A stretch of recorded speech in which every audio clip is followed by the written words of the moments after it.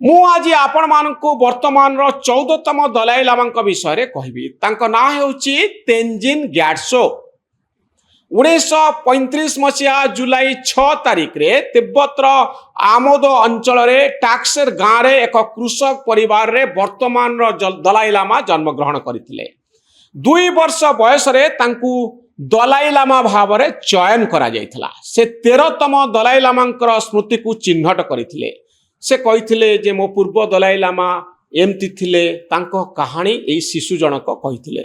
वरिष्ठ लामा माने लासो ह्रदरे देखा जाइथिबा दिव्य दर्शन आधार रे तांकु खोजी पाइथिले। सेतबळे पूर्ववर्ती दलाई लामांकर जिनिस पत्र चिन्हि पारिथिले वर्तमान रो दलाई लामा। 1939 रे तांकु 14तम दलाई लामा रूपे घोषणा करा जाइथिला। 1940 मसिया रे लासा रे तांकर राज्याभिषेक करा जाइथिला, जहा चीन सही पारि नथिला। 1950 मसिया रे चीन तिब्बत उपरे आक्रमण कला। सेतबळे तांकु मात्र 15 वर्ष होइथिला वर्तमान रो दलाई लामा। या परे 14तम दलाई लामा को तिब्बतर राजनैतिक और आध्यात्मिक नेतृत्व ग्रहण करिबा पई पड़िला। 1959 मसियार कथा। चीन रो शासन विरुद्ध रे एक विद्रोह हैला। एई विद्रोह भितरे 14तम दलाई लामा भारत को चली आसिले।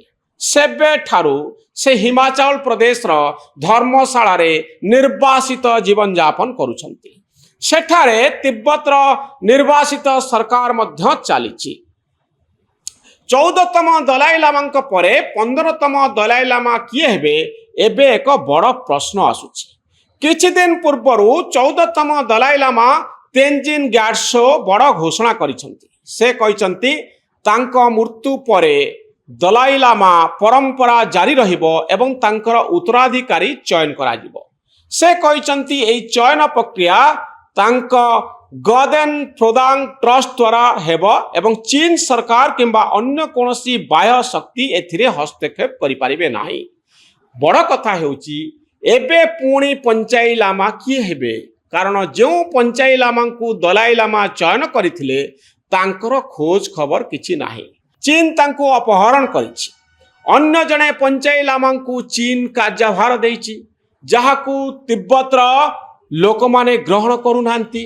एई सबु भितरे आगामी दलाई लामा किए हेबे तांकु नै बड़ द्वंद्व लागि रहिछि। ए सबु भितरे अमेरिका कहूछि परवर्ती दलाई लामा चिन्हट करिवार अधिकार वर्तमान रो दलाई लामांकर रहिछि, जहाकू चीन ग्रहण करिबो नाही। भारत एवं अमेरिकार प्रत्यक्ष सहयोग रे हुएत परवर्ती दलाई लामा घोषणा करा जिवो। यह एमिति एक घटना जेउथिरे धर्म, राजनीति, कूटनीति, युद्ध नीति एवं अंतर्जातीय संपर्क सबु छंदा छंदी होई रहिछि। एमिति हेबो जेतेबळे दलाई लामांकर डुप्लिकेट चीन द्वारा घोषित दलाई लामांक भितरे देखिबा पाई मिलिबो। अर्थात दलाई लामा जहांकु चिन्हट करिवे, चीन आउ जनकु सेही काम दबो बा पंचाई लामा बोली कहिबो, परवर्ती समय दलाई लामा बोली कहिबो।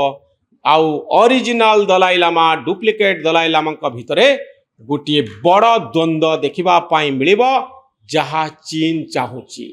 चीन चाहुनी जे वर्तमान दलाई लामा तांकर उत्तराधिकारी को बाछंतु।